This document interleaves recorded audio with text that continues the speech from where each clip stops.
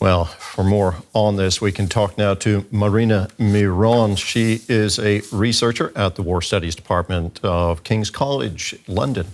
Marina, ahead of Friday's Putin-Trump summit, both sides in the war want to be in their best possible position, negotiating position. Give us an update on where things stand now in the war. Good afternoon. Well, if we look at the recent news, also the Ukrainian General Staff has admitted the Russian breakthrough towards Zoloty Kolodys, and it is the biggest breakthrough, some 16 to 20 kilometers since the beginning of the war. So for the Russians now, the situation on the battlefield is very favorable, and it's a good position for them to go into talks with Donald Trump. As for Ukraine, Ukraine is desperately trying to also maybe launch an offensive, maybe another cross-border offensive, or do something in order to improve its position. Certainly, the Ukrainian military intelligence is continuing drone strikes on Russian facilities. However, they don't seem to be making as many headlines right now. So the situation for Ukraine, of course, is very unbalanced. And Zelenskyy fears that Trump and Putin might reach some sort of an agreement behind his back. And this is something that the European allies are also very worried about. Hence, we have all these meetings and an upcoming call with the US president and European leaders in order to try to exert at least some influence on the US president before the talks. You mentioned Russia's breakthrough. Is that part of a fresh offensive by Russia, which Ukraine's President Vladimir Zelenskyy says is about to happen? Well, it could be the beginning of the offensive, because the breakthrough in itself is not enough yet. We need to see what happens after that. And we need to look back as well, how the Russian forces are advancing, specifically in the Donbass, because what we have seen is the fall of Chasiv Yar. And now, logically, if you look at the map, Pokrovsk is almost encircled. The next direction where the Russian forces would go, and it is, from a logistical point of view, a very important location, is Konstantinivka, and because the troops in Pokrovsk are supplied through that location. And that, again, opens up the gates, if the Russians manage to take it, to Druzhkivka and further on to the north, to Slovansk and Kramatorsk and Slovansk in that order.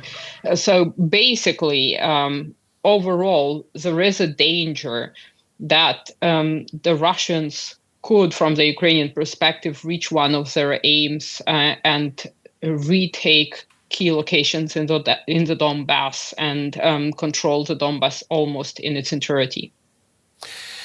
Given what you've just described, where things stand on the ground, in your opinion, what would need to be achieved militarily to make a ceasefire deal possible? It's a very difficult one, because both sides have very opposing views in terms of what it needs to happen. The Russian side categorically rejects ceasefire. The Ukrainian side wants ceasefire. Now, we also have to look at which side has the upper hand. And in this situation, unfortunately for Ukraine, it is the Russian side that has the upper hand. And as the history of warfare shows, the winner dictates the rules and imposes their will on the losing side. So for Ukraine to change the situation on the battlefield before the talks is very improbable, because it would need a lot, and specifically it would need a lot of manpower, because what the Russians are doing, they're using their sabotage reconnaissance groups to look for weak spots along the line of contact in order to infiltrate and to go through and to establish themselves and to pave way for future advances of the Russian forces. So unless there is some sort of a strategic surprise from the Ukrainian side, I don't think that militarily anything can be done realistically to sway the situation in favor of Ukraine. You mentioned manpower. North Korea has been providing troops to Russia for its war against Ukraine. We've just learned that apparently Vladimir Putin and North Korea's leader Kim Jong-un have pledged even closer cooperation than before. Is this significant, would you say? Well, they have already signed a strategic cooperation pact. They might signal stronger cooperation, not because of Ukraine, but from a geopolitical perspective preceding the talks with the US president, which would signify that Russia has a certain leverage over North Korea.